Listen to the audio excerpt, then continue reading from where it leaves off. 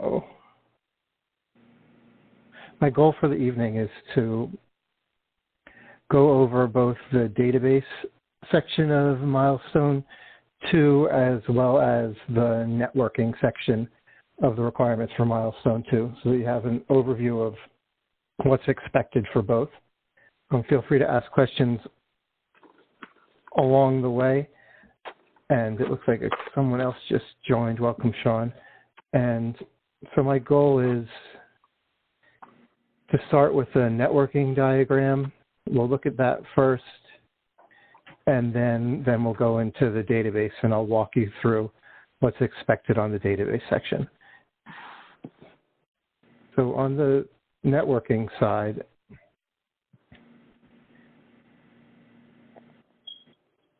you can see that this is the diagram that they present to you. So this is a very basic network. Some of the things that a lot of people get confused about right off the bat, if they've never seen something like this before, is this Ethernet section here. This is really a switch. So this would be a device that connects all those computers together. All the computers, the router, the firewall, the department server, and the printer. So there's actually a router, or I'm sorry, a switch in here that's connecting all those devices together. That's what that Ethernet line is. So if you think of that as a switch right off the bat, it makes it a little easier. By looking, I'm not going to go into too much detail on the IP address thing. You can do some research on what that means, but essentially all of the computers up here on the top are on the same network, because they all have the first three sets are all on the same network. And then when you look down here, oh, I didn't look at this that closely. This is actually changed from last semester. These are now all on the same network. Last semester, they had them all on different networks. Somebody must have looked at this and said, that's too complex. That makes a lot more sense. All right, sorry. So these are all on the same network. So on this switch, all these machines can talk to each other because they're all on the same IP network, which makes this a lot simpler. So the department server will often be their file and their print, as well as any file, print, database. It could be doing any number of things, sharing out to these different computers. And then the router firewall here is how they connect to the internet, which is down here. So when asked in the rubric, what's missing from this, so this is where you can use your imagination. In a modern network, they're going to have laptops, not just desktop computers. So you're going to want wireless. Everybody has a smartphone, so you're going to want wireless to support everybody's wireless devices. With this many people, you might want another printer. You might want, this is a router firewall, but you might want some sort of spam filtering for the email. This doesn't say anything about an email server, so there could be a Exchange server in here, or you could have that go out to Office 365 and host that out in the cloud, depending on your internet connection. But those are all different things that could be missing from this diagram. Other questions? What questions can I answer?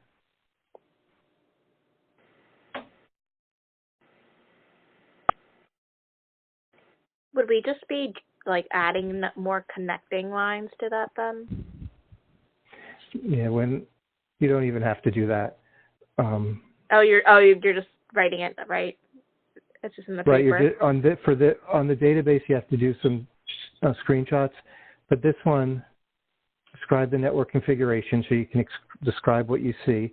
Mm-hmm. Explain the role of each component. So you want to explain what the printer, the server, that switch is doing, the firewall. Following the diagram, supervisor, write a short description of any components you think are missing. So this is where you use your imagination on what you think is missing and provide rationale for why you think these components are critical, so that you really don't have to make any changes to that diagram. Don't spend any time doing that. Okay.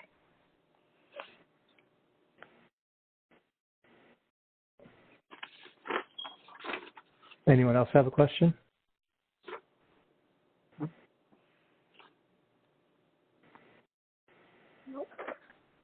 All right, hearing none. Let's talk about the database. So are there people out there that have never used Access before? Yes, sir.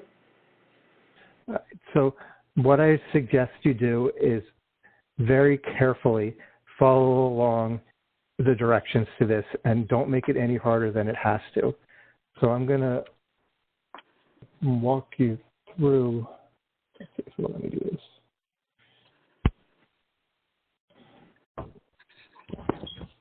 So this is, so I'm actually going to put this over here just so I can see it. But so this is the database. So you can just go down and download the database right from the rubric. So just follow this link right to the database.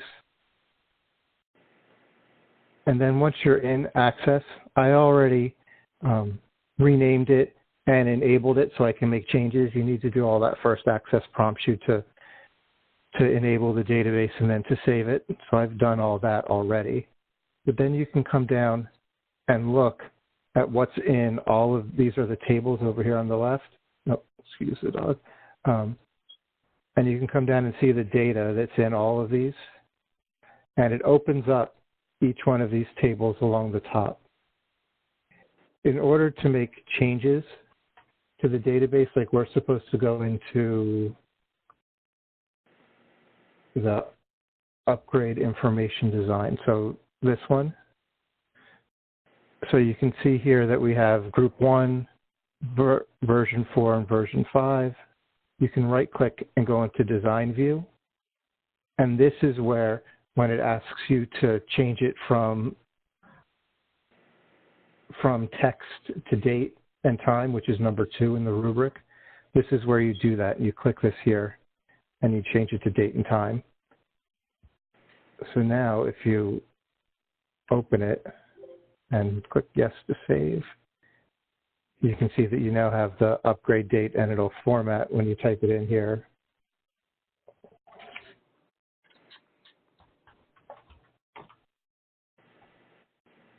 That it'll stay as a date as opposed to a text field.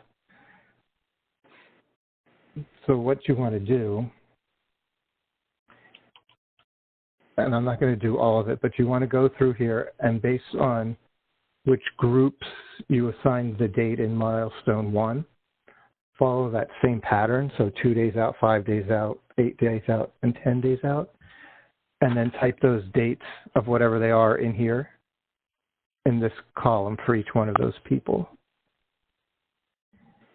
And then save it, which just by clicking off of it, it'll prompt you to save it. So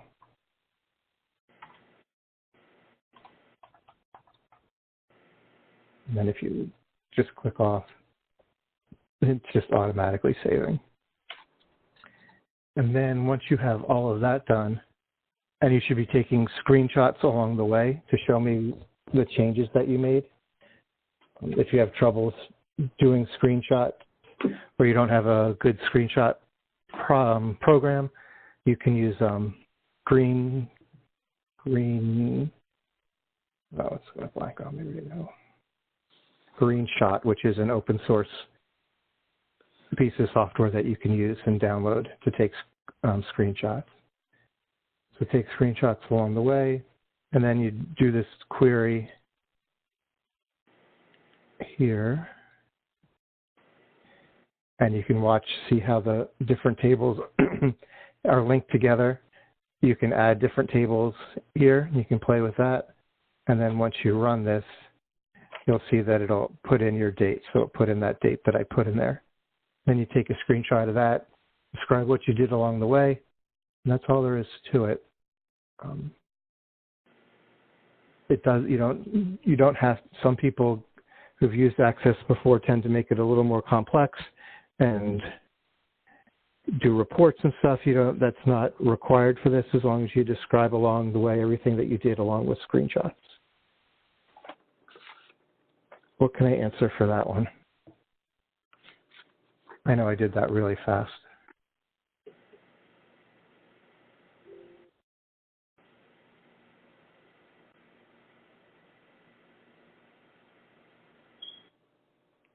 My recommendation is to get in there and just play with it and know that you can't mess it up, because you can just download the database again and you can play with all the different settings or all the different options that you can have within the data types and see what each one does.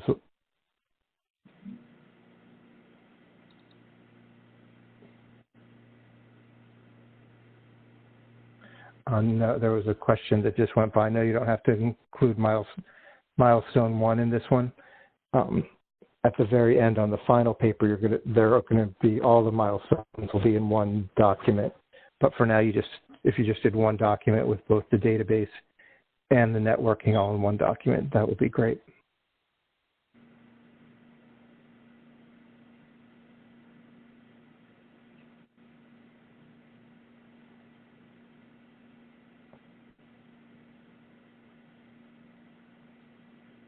That's the gist of what I wanted to show you. I finished grading all of the short papers from last week. I'll work on the discussions tomorrow. And that's what I have. I'm totally open to answering any other questions that you may have. But if not, I don't want to keep you either.